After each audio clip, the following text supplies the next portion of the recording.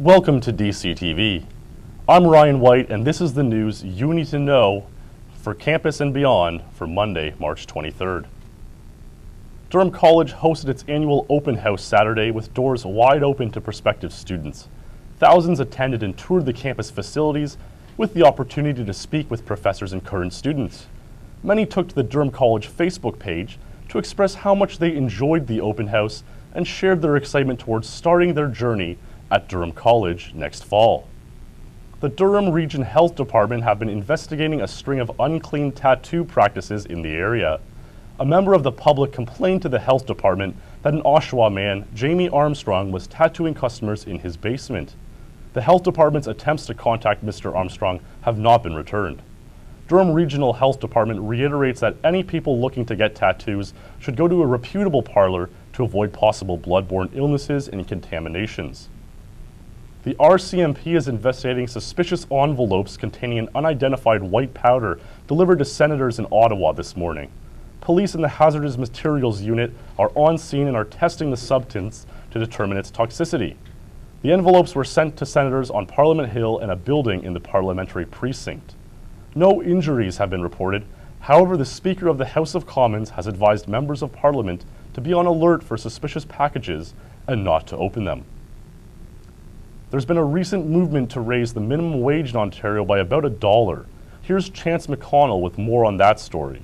Minimum wage is moving up to $11.25 from just $11. Yes, only by a quarter. This change happens October 1st, 2015, meaning that if you worked 40 hours, you will be making an extra $10. But is that enough? We went out and asked students on what they thought of this change, and this is what we found. To be honest, it's not a huge issue to me. I think that 25 cents is actually a good thing, and it's fair to both the employees and the employer. Yeah, for sure, everyone has different situations that they have to deal with, and definitely, some people that have, more expenses than others would need a higher minimum wage. Because I'm in school and need more money, somewhere like $12.50, that would be nice, something like that, yeah. It's really hard to find a job as well, and once again, student debt, because I'm on OSAP as well, so it's going to be quite hard on me after I graduate. Yeah, there should really be a higher increase because as far as life is concerned here in Canada, and as for me as a student, that money is really less to occupy all my basic needs. I think that it's good that it's already been raised, like further than $11. Obviously we can take everything we get.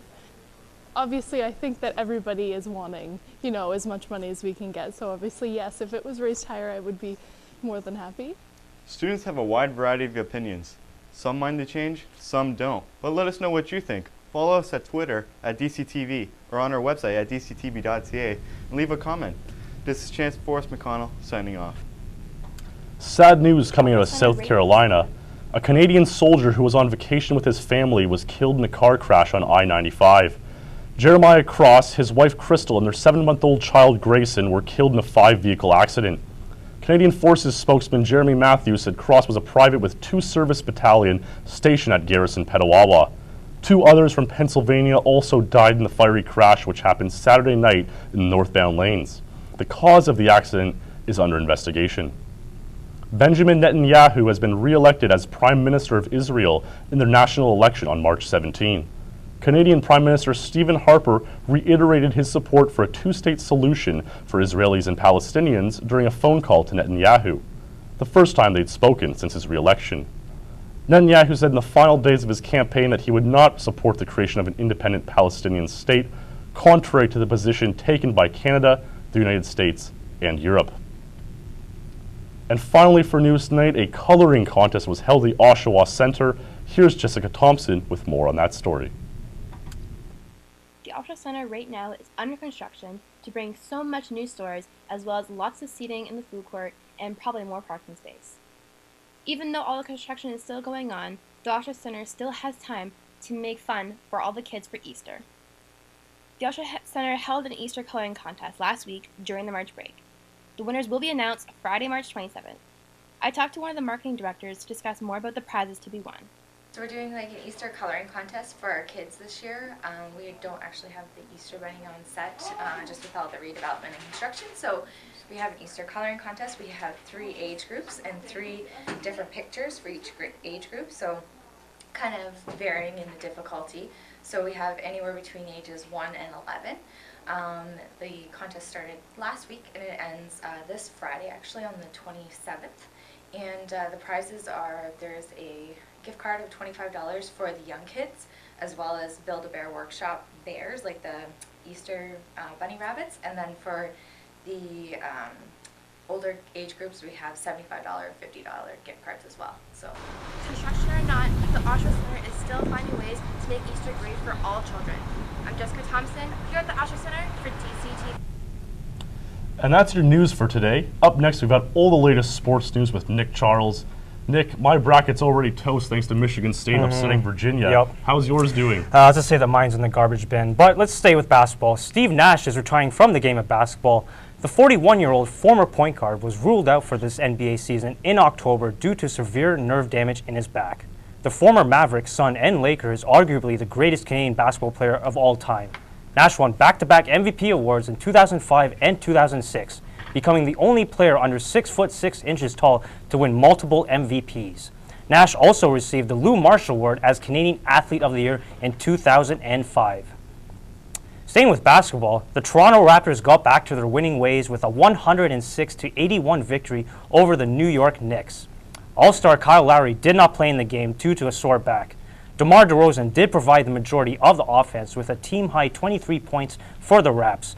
With the win, the Raptors increased their substantial lead in their division to 11.5 games. The Raptors play their next game on Tuesday night at the Palace of Auburn Hills against the Detroit Pistons. With their win over the Maple Leafs on Saturday, the Ottawa Senators moved to within 1 point of the playoff spot. And with a win tonight, they can leapfrog the Bruins for their final spot in the Eastern Conference. The Sens have not held a playoff spot since November and were 14 points out of the playoffs in February. The Sens look for their 7th victory tonight, a feat they have not accomplished in 5 years, and will continue to rely on the outstanding goaltending of the Hamburger, Andrew Hammond. Hammond has not lost in his first 15 starts since being called up from the AHL. Sticking with hockey, with the Leafs out of the playoffs and sitting in second-last place in the East, fans are looking forward to the future. The Leafs signed 2 players over the weekend that they feel will improve the club down the road.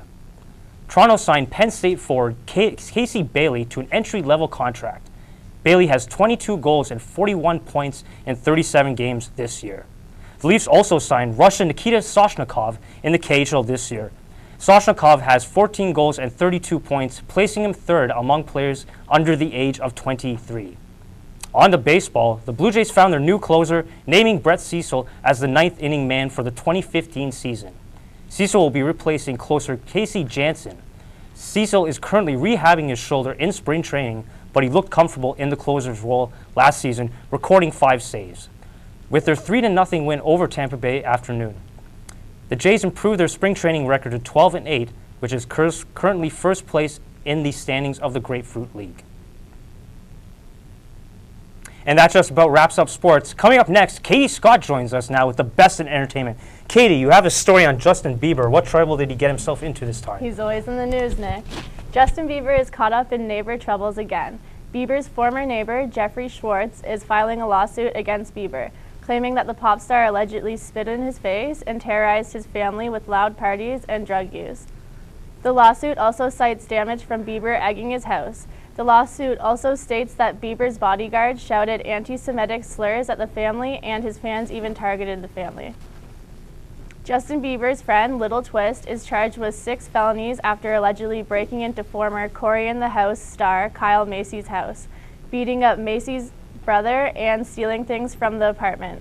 Twist is being charged with making threats, burglary, grand theft, battery, and 2 counts of assault with a deadly weapon. If convicted of all charges, Twist could face up to 25 years in prison. Suge Knight, a former rap mogul, collapsed during his court hearing after the judge announced a bail at $25 million.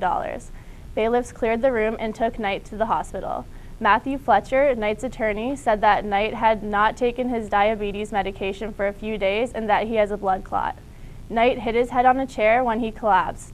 Knight pled not guilty to the charges of murder, attempted murder, and hit-and-run charges. And in college news, land war took place this weekend from March 20th to the 22nd. Here's Mikkel Nelson with more on that. It's that time of the year, again.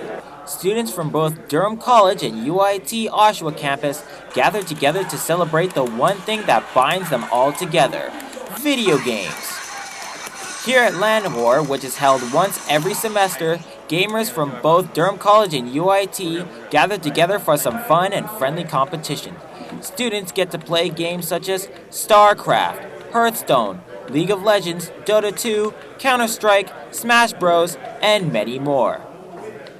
People come here to make new friends, find new rivals, and come together for some good old friendly competition, and win prizes, and much more.